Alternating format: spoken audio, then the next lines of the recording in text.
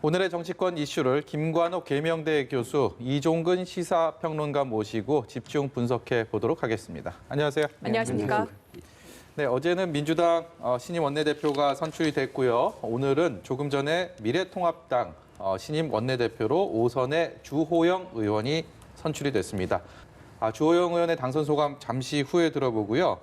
일단은 1차 투표 두 명이었기 때문에 양자 대결이었기 때문에 1차, 2차 투표의 의미가 없고 투표 결과 59표, 84명의 새 당선인 중에서 압도적인 표를 얻었습니다. 주호영 당선인의 이번 원내대표 선출 어떤 의미가 있을까요? 일단은 격차가 컸죠. 59표 대 25표니까 상당히 차이가 있었다. 그만큼 이제 미래통합당의 의원들이 또는 당선자들이 어떻게 보면 몰표를 줬다 이렇게 파악할 수 있는데 지금 당이 처해진 상황을 보면 그럴 수밖에 없을 것이다라는 생각을 좀 할 수밖에 없어요. 지금 구심점이 없잖아요. 그런데 이제 지금 주호영 의원 같은 경우는 상당한 경륜이 있고 5선이고 그리고 어떻게 해도 사실은 지금은 영남 지역구를 가진 분들이 중심이 될 수밖에 없는 거거든요. 이제 그런 차원에서 구심력을 이제 찾는 초선들의 선택들이 거기에 집중이 됐다. 저는 이렇게 좀 판단을 하고 싶고요. 또 한 가지가 지금 주호영 의원 같은 후보 같은 경우는 합리적 보수. 그러니까 지난 20대 국회 원내대표들이 얘기했던 대결적 상황, 그런 강경파들의 어떤 이끌려 다니는 그런 것보다는 좀 더 합리적으로 대여 관계를 맺어가겠다. 일종의 이제 양보 획득이라는 정치의 원칙, 본령에 좀 더 충실한 그런 모습을 보여줄 것이라는 그런 주장들에 대해서 이 당내 의원들이 조금 더 이제 거기에 대해서 수긍을 하고 또 받아들였다. 이런 결과다라고 생각을 합니다. 계속해서 주호영 미래통합당 신임 원내대표 관련된 얘기를 나눠보도록 하겠습니다. 이종근 평론가께 아까 질문을 드리다가 말았는데 일단 어떤 의미가 있을지 그리고 전반적으로 분석을 부탁드리겠습니다.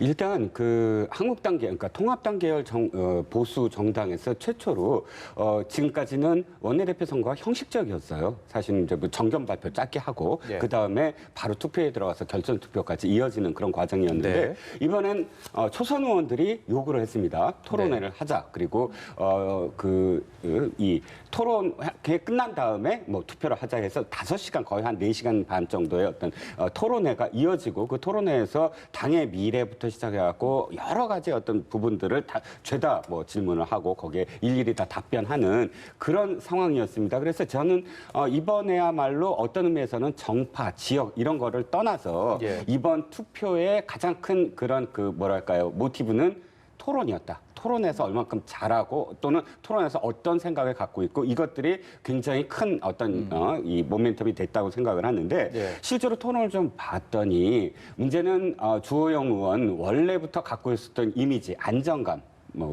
또 주호영 의원은 아마 치면 인터넷에 치면 친화력이라는 말이 가장 많이 이렇게 보입니다. 거기에 특유의까지 붙어요. 그래서 특유의 친화력 이런 말들이 사실 굉장히 많이 붙거든요. 그런 것들이 사실상 많이 드러났는데 거기에 비해서 권영세 의원이 무기로 해야 될 건 혁신이거든요. 그러니까 이쪽이 안정감이라면 이쪽은 굉장히 큰 어떤 무기가 개혁, 혁신 이런 것들을 이야기해야 되는데 그것을 기대한 그러니까 수도권이라는 어떤 배경도 그렇고요. 그러니까 영남권이라는 것을 이렇게 그때 상대적으로 하면서 자신만의 어떤 무기를 드러내야 되는데 드러내지 못했다. 그러니까 두 사람이 다 비등비등한 별로 그렇게 큰 차이가 없다면 도리어 안정감 있는 주호영 의원을 선택하지 않을까 하는 생각을 했었는데 결과적으로 그렇게 됐습니다. 그래서 일단은 지역 정파 이런 걸 떠나서 일단 친화력 있는 주호영 의원한테 한번 맡겨보자. 당이 위기니까 이 위기를 한번 돌파하는데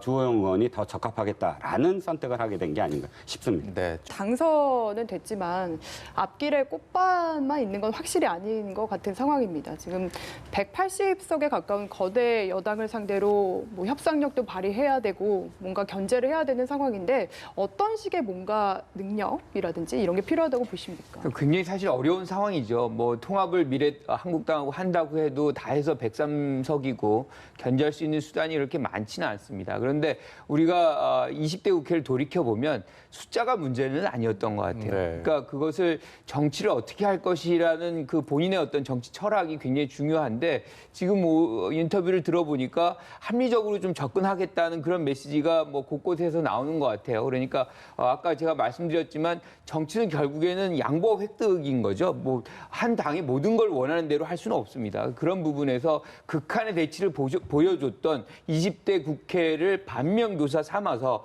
좀 더 정치력 그리고 또 한 가지 중요한 건 저는 기회가 있다고 봐요. 지금 김태년 원내대표도 그렇고 주영 원내대표도 그렇고 약간의 그 자율성이 지금 확보된 부분이 있거든요. 그러니까 네. 돌아가가지고 자당의 의원들이나 자당의 어떤 분들에게 발목을 안 잡힐 수 있는 상황이 있다. 특히나 주호영 의원 같은 경우는 어떻게 보면 5선이고 가장 다선에다가 지금 다른 구심점들이 사실 없어요. 네. 그러다 보면 리더십을 훨씬 더 강력하게 발휘할 수 있고 그것 자체가 뭐 여당과의 어떤 협상에서 좀 줄 건 주고 또 받을 건 받고 이런 협상력을 좀 더 제고시킬 수 있는 그런 기회가 될 수 있기 때문에 네. 그런 역량들 좀 많이 발휘하면 20대 국회와는 좀 다른 양상을 보여주지 않을까. 그렇게 그런 모습 보여줄 때 또 국민들은 미래한국당에게 더 많은 시선 줄 것이다. 이렇게 생각합니다. 주호영 신임 원내대표 입장에서만 보면 개인적으로 탈당과 그리고 복당을 거듭하면서 정치적인 굴곡이 있었습니다. 근데 21대 총선이 본인으로서는 전화위복의 계기가 됐다라고도 볼 수가 있을 것 같아요. 네, 그렇죠. 예. 주호영 의원을 지금 뭐 이렇게 생각을 해보면 사실 특임장관, 그러니까 그 이명박 대통령 시절에 특임장관, 초대 특임장관을 하지 않았습니까? 네. 뭐 무임소 장관이라고 옛날엔 불렀다가 당시에는 어찌됐든 야권과의 어떤 협상을 물밑에서부터 조용히 진전시키는 그런 작업을 맡겼는데 당시에 이명박 대통령도 이렇게 표현을 했더라고요.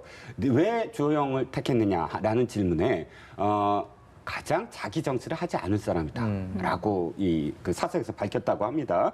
그런데 사실은 이 주호영 의원을 이 박근혜 대통령, 그러니까 박근혜 후보 측에서도 양측 후보 경선 때 네. 굉장히 끌어가려고 노력을 했다는 거예요. 서로 자기 사람으로. 뭐냐면 역시 같은 의미죠. 자기 색깔, 자기 정치를 하지 않고 어찌됐든 이 주어진 것을 굉장히 성실하게 임하면서 이 투기의 친화력으로 돌파를 해나가는 사람, 이런 이미지가 굉장히 강했다는 거예요. 예. 지금 결과적으로 봤을 때 어찌됐든 나갔다가 돌아왔다고 표현을 하셨지만 그런 그 복당파 중에 가장 그래도 그 비판을 덜 받았었어요. 그러니까 뭐 이 김무성 대표라든지 전 대표라든지 유승민 의원이라든지 이런 분들에 비해서는 탄핵이라는 그런 강 속에서도 주호영 의원이 이 받는 어떤 비판의 강도는 굉장히 옅었거든요. 예. 이런 어떤 여러 가지 의미를 돌아보면 주호영 의원이 갖고 있었던 그 힘이 굉장히 친화력이 있고 사람들을 챙겨가면서도 대여 협상이라든지 그 상대를 존중하고 또 듣는 것에 굉장히 많이 치중을 했다. 그러니까 소통의 가장 큰 기본이 상대방 이야기를 듣는 것 아닙니까? 그러니까 자당 의원들과 만남에서도 굉장히 그런 소통의 자세가 돼 있었다라는 이야기를 합니다. 지금 가장 중요한 건 저는 오늘 질문, 아까 그 기자의 질문도 대여 협상을 어떻게 할 것이냐 이 질문에 굉장히 초점이 맞춰져 있는데 네. 제가 생각할 때 그거보다 더 중요한 건 지금 원내대표만을 뽑은 게 아니거든요. 예. 권한대행이에요. 예. 이 원내대표는 지금 당대표는 마찬가지거든요. 네. 지금 당을 어떻게 할 것이냐의 결정권을 갖고 있어요. 그렇기 때문에 대여 협상은 대여 협상대로 원내대표의 일이지만 주호영 신임 원내대표의 지금 무게는 원내대표가 아니라 거의 지금 이 당을 어떻게 리디자인할 건지, 리모델링을 할 건지, 리스트럭처를 할 건지의 모든 권한이 자기한테 지금 있거든요. 예. 그래서 오늘 5시간의 토론도 사실 대협성을 어떻게 하겠느냐의 질문보다는 이 당을 지금 어떻게 하겠느냐 이 질문이 훨씬 많았거든요. 그래서 네. 그래서 그 어떤 원내대표보다 사실은 굉장히 큰 무거운 짐을 지금 어깨에 짊어지고 시작을 한다 이런 생각이 드네요. 네. 자연스럽게 김종인 비대위 체제가 어떻게 되느냐로 이제 시선이 옮겨갈 수밖에 없을 텐데 주호영 신임 원내대표는 이 경선 과정에서 김종인 비대위 체제에 대해서 비교적 찬성하는 입장을 보였습니다. 조금 전에 관련해서 또 가까운 시일 내에 김종인 전 위원장을 만날 것이다라는 의견도 밝혔거든요. 지금 원내대표가 당대표가 비어있는 상황에서 그렇죠. 어떻게 이 리더십을 만들어 날 것인가 이게 관심사인데 어떻게 전망하십니까? 그러니까 맨 초반에는 사실 주호영 의원이 김종인 비대위 체제에 약간 부정적이었어요. 그랬다가 나중에 이제 김종인 비대위 체제를 수용하는 쪽으로 왔고 오늘의 발언은 당선자들의 의견을 따르겠다. 뭐 이렇게 상당히 유연하게 이제 움직여 나갔다. 조금씩 바뀌었네요, 그렇죠, 계속. 바뀌었습니다. 그래서 유연함이 어떻게 보면 저는 김종인 비대위를 사실상 지지하고 그것을 만들겠다는 그런 의지로 받아들여지고요. 그리고 오늘 만나겠다고 얘기한 거잖아요. 그러니까 지금의 상황에서 혼자서 사실상 뭐 이 8월 전대를 하게 되면 비대위가 구성이 된다 그래도 굉장히 관령 비대위고 본인에게 엄청난 힘의 무게감이라든가 부담감이 쏘일 수밖에 없어요. 그런데 이제 김종인 비대위 체제가 들어서면 김종인 주호영 체제가 들어서면서 상당히 안정적인 어떤 시작을 할 수 있지 않을까. 그리고 상당 부분의 초선 의원들도 그러한 어떤 구도를 사실 지향하고 있을 수 있다는 거죠. 그런 점에서 조기에 어떤 당의 안정을 추구하는 그런 차원에서도 아마 주호영 지금 뭐 권한대행이면서 지금 원내대표인데 아마 김종인 체제를 추진할 가능성이 저는 크다. 예. 그렇게 생각합니다. 네, 김종인 비대위 관련해서는 비슷한 생각이십니까? 이미 선택이라는 게 그러니까 선출직의 가장 큰 권한이면 선출됐다는 거거든요. 그러니까 당신은 선택을 했으므로 그러니까 선택하는 이유 중에 그게 저는 포함됐다고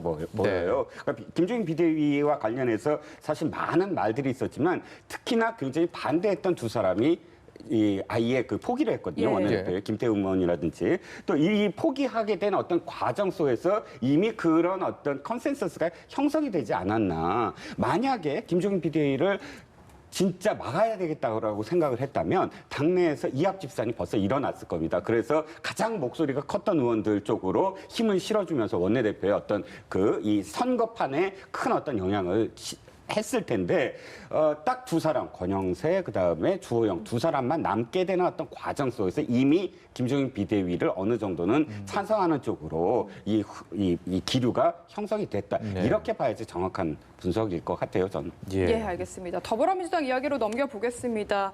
민주당도 어제 이제 신임 원내대표를 선출을 했죠. 김태년 신임 원내대표가 오늘 오전에 취임 후 처음으로 최고위에 참석을 했습니다.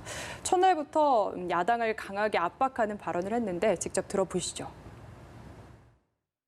이 개헌안 표결이 법정 시한이 오늘 이어서 오늘 오후에 열릴 지금 예정으로 되어 있는데요. 아시다시피 이 148명의 의원이 발의를 한 건데 이게 민주당 의원들만 한 게 아니고 지금 야당 의원들도 포함이 되어 있습니다. 표결은 헌법적 의무이기 때문에 오늘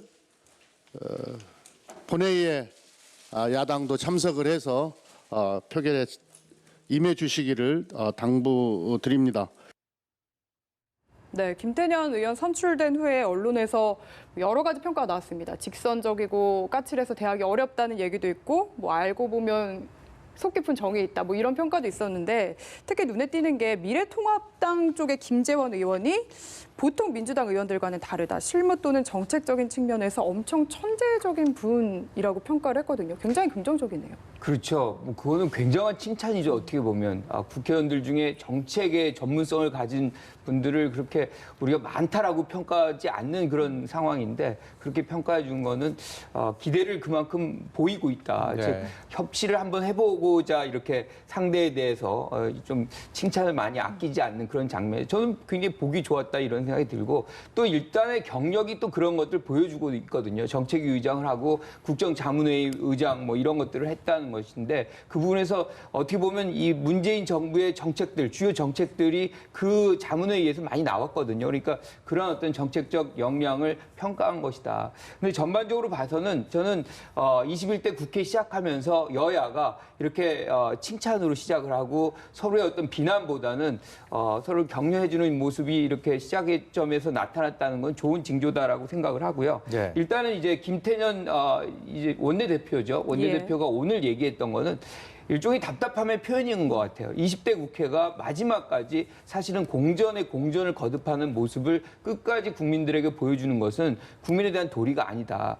그런 차원에서 어제부터 계속해서 이제 말하는 것 중에 하나가 일하는 국회라는 거거든요. 예. 그러니까 실질적으로 일을 하고 성과를 국민들에게 보여주는 그런 국회가 돼야 되겠다는 것이고 그런 관련해서 아마 국회법들을 처리할 것이다. 저는 이렇게 보고 저는 그 부분에 대해서는 국민적 동의가 굉장히 크다라고 생각을 합니다. 그래서 예. 이 부분에 대해서는 야당이 그걸 그렇게 뭐 반대를 하고 싶어도 하기 좀 어려운 상황이 아닌가. 우리가 20대 국회 보면 국회가 열렸던 기간보다 안 열렸던 기간이 더 많고 네. 지금도 한 1만 5천 건의 어떤 법안이 그냥 킬당하는 이런 상황이 있다는 것은 국회가 그만큼 역할을 안 했다는 것이기 때문에 저는 뭐 이런 자세는 굉장히 바람직하다 이렇게 생각합니다. 통상적으로 이렇게 당선 초기에는 이런 화기애애한 분위기가 이어지다가 정작 본 게임에 들어가면 언제 그랬냐는 듯이 돌변했던 게 우리가 그동안 봐왔던 국회의 일상적인 모습이었습니다. 네. 근데 지금 김태년 그리고 주호영 하루 차이로 이렇게 21대 국회를 이끌어갈 원내대표 이 조합들을 보면 기대감을 조금 모으는 부분도 있는 것 같습니다. 어떻게 평가하십니까? 일단 이번에 봐야 되겠죠. 그러니까 이 언제나 개원을 해서 새로운 어떤 국회가 시작이 될 때 늘 신기록이 깨졌잖아요. 예. 뭐 7월에도 임기가 그러니까 시작이 안 되고 8월에도 안 되고 아마 20대 국회 거의 신기록이었을 거예요. 계속 그 원구성이 제대로 되지 않아 갖고 네. 굉장히 그 시간이 많이 흘렀죠. 자, 두 사람의 어떤 캐릭터를 보면 김태년 의원, 김재원 의원이 그냥 괜히 칭찬한 건 아닐 거예요. 왜냐하면 협상은 계속 협상의 파트너였으니까 앞에서 정책의장이나 예. 예결위 뭐 그 간사를 상대를 해봤으니까 저는 그 협상의 가장 큰 그 이 능력이 뭐냐면 상대 당의 대표를 설득하는 능력보다는 돌아와서 자당의 강경파 의원들을 설득하는 것. 그 능력이 사실은 이 원내대표나 혹은 네. 또 뭐 얘기를 간사의 가장 큰 능력이다. 왜냐하면 어느 정도 이렇게 우리 이 과정 속에서 협상을 하고 돌아오면 언제나 강경파들은 아주 강경하게 그것을 비톤 늘 놓을 수밖에 없어요. 그런데 지난번에 예결위에서의 그 예결 소위에서 이 협상을 할 때 갑작스럽게 김태년을 고함을 지르면서 문을 박차고 나왔거든요. 예. 사실은 그때 기자들도 깨달았죠. 협상이 막바지에 치달았구나. 예. 즉 협상하고 다 했어도 어쨌든 이게 우리가 여기까지 왔다라고 당내 강경파를 설득하기 위한 어떤 또 모티브를 이렇게 취하는 것. 여러 가지 수에서 사실 김재원 의원이 평가하듯이 김태년 의원은 이 내부를 단속하거나 내부를 설득하는 능력도 있는 사람이다라고 평가한 것이거든요. 예. 그렇기 때문에 두 사람 저는 아까 저는 주호영 의원에 대해서 특유의 친화력이 있다. 실제로 그렇게 해서 지금 5선까지 했다고 생각을 하고 김태년 의원 이 수를 읽는 그야말로 수를 읽는 그런 이 수를 보여줬다라고 한다면 두 사람의 조합 저는 상당히 빨리 이 개원을 할 수 있는 그런 조합이 아닌가 싶습니다. 네. 예. 두 분 말씀 더 많이 듣고 싶은데 시간 관계상 오늘 여기까지만 들어야 될 것 같습니다. 지금까지 김관욱 계명대 교수, 이종근 시사평론가였습니다. 고맙습니다. 잘 들었습니다.